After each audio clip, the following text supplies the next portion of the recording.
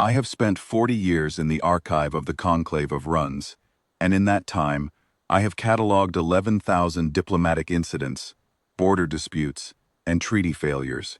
I have read the field reports of admirals who lost entire engagement corridors to a single miscalculation. I have held in my tentacles the original writ of dissolution for the Orvan Compact, still carrying the pressed ink seal of a legate who never understood what he had signed.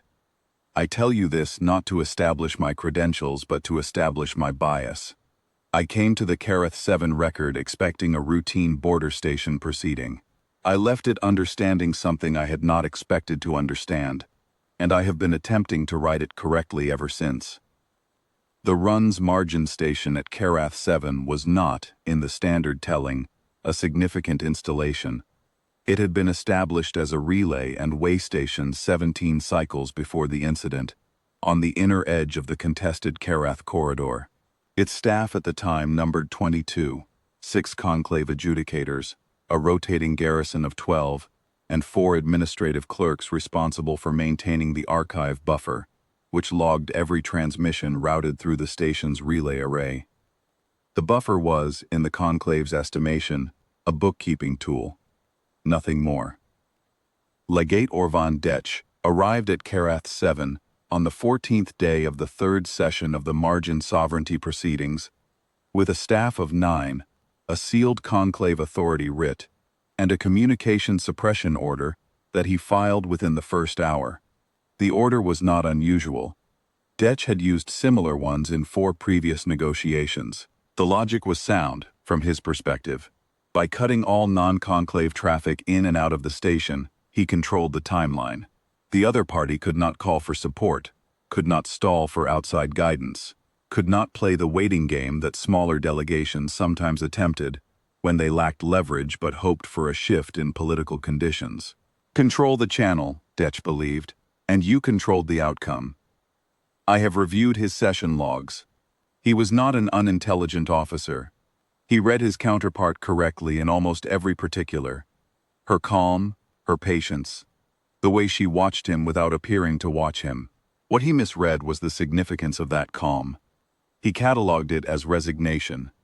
The human delegate Solon Cade arrived at Kareth 7 on the same morning as Detch, on a Class 16 survey transit vessel that had stopped at the station for resupply. She carried 1 bag. Her staff was herself. I have the manifest.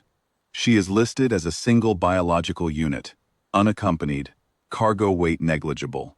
The station clerk who processed her entry noted in the margin that she had asked for and received a full printed copy of the station's posted notices, the communication order, the session schedule, the archival access protocols, the buffer logging policy.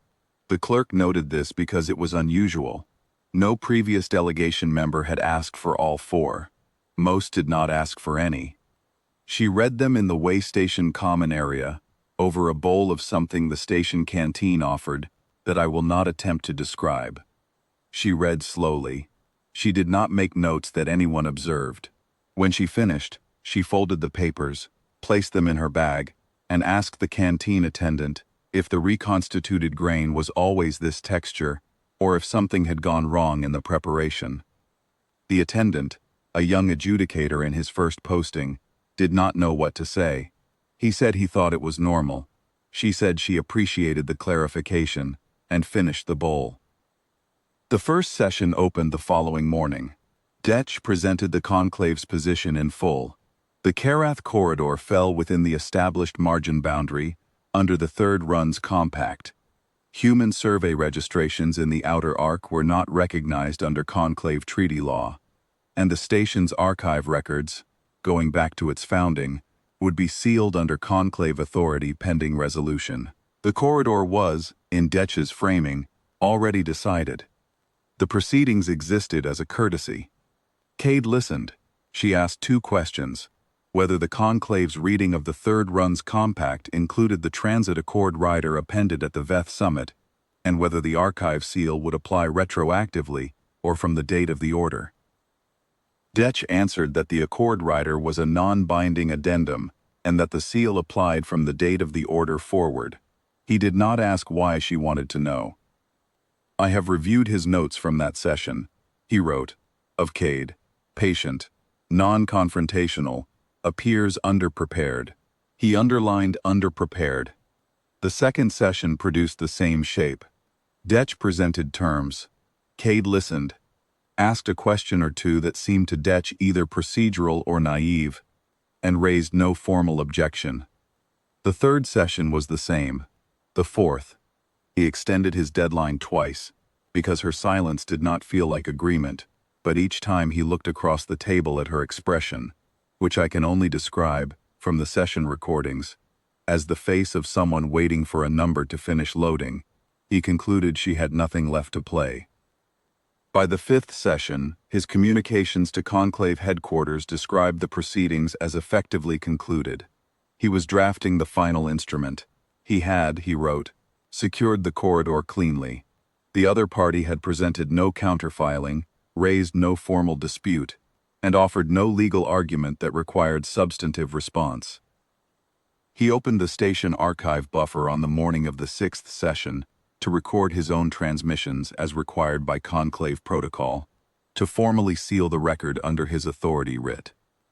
This was a standard step. He had done it 4 times before in 4 previous proceedings. The buffer contained his transmissions. It contained the station's standard relay logs going back 17 cycles, and it contained, sitting quietly between a survey transit registration from 23 years prior and a routine maintenance acknowledgement, a single filed document under the seal of the Human Compact's Survey and Transit Division. It was a counter notice. It was dated 23 years before Detch had been assigned to Karath 7. It cited, specifically, the Transit Accord rider appended at the Veth Summit as a binding instrument under Standing Registration Protocol. It registered the Outer Arc survey claims under that protocol. It registered the station's archive buffer itself as a recognized secondary relay node, a status that, under the Accord rider Detch had dismissed as non-binding, placed the buffer's contents under joint archival custody, not Conclave sole authority. It had been filed during a Class 16 survey transit, logged automatically by the buffer the same way every transmission was logged, and it had been sitting in the archive for 23 years without anyone looking at it, including 4 previous Conclave negotiating teams that had used this station.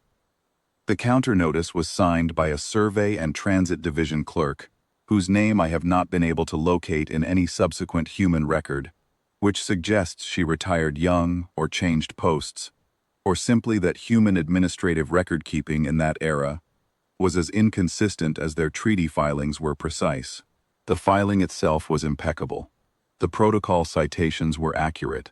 The registration had been valid on the day it was filed and had not expired, because standing registrations under the Accord rider do not expire.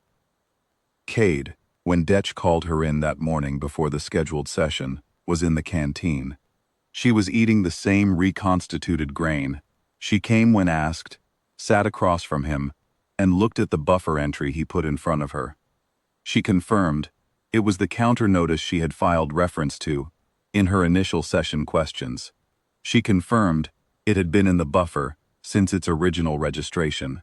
She confirmed she had verified this when she reviewed the archival access protocols on her first morning at the station. Detch asked her when the human delegation had intended to raise it. She said she had understood the proceedings to be a courtesy. She said she hadn't wanted to be impolite. I am a careful historian. I do not editorialize. But I will note, for the record, that this is not a phrase Detch included in his session log. I found it in the station clerk's personal diary, which the clerk had kept in a private notation format, and which he had the good sense not to destroy. The sixth session did not proceed as scheduled. What proceeded, after some hours, was a revised instrument under a different frame entirely, one that acknowledged the standing registration, recognized the joint archival status of the buffer, and confirmed the Outer Arc survey claims as valid under the Accord rider. It was entered under Detch's own Conclave seal, because his authority writ gave him no mechanism to do otherwise, and because to do otherwise would have required him to explain, to Conclave headquarters, what the buffer had contained for 23 years, and why no one had checked. The treaty has stood without modification for 200 years. The Karath corridor remains under joint administration. The Run's margin station at Karath 7 is now one of the busiest transit waypoints in the sector. Legate Detch filed no further field transmissions from that posting. He was reassigned within the cycle. His file, in the Conclave's own archive, is marked routine. I have held that file. I have read every document in it. There is no entry from any subsequent review that asks the question that interests me most. At what point, exactly, did Solon Cade know the buffer entry was there? The answer is in the clerk's diary. She had the archival access protocols in her hand within the first hour of her arrival. She read them over reconstituted grain. She asked no questions that needed asking. She attended 6 sessions, ate the station food, and waited for Detch to open a file he had been sitting on top of for the entire length of the proceedings. He controlled every channel into that station. She had filed her answer before he was born.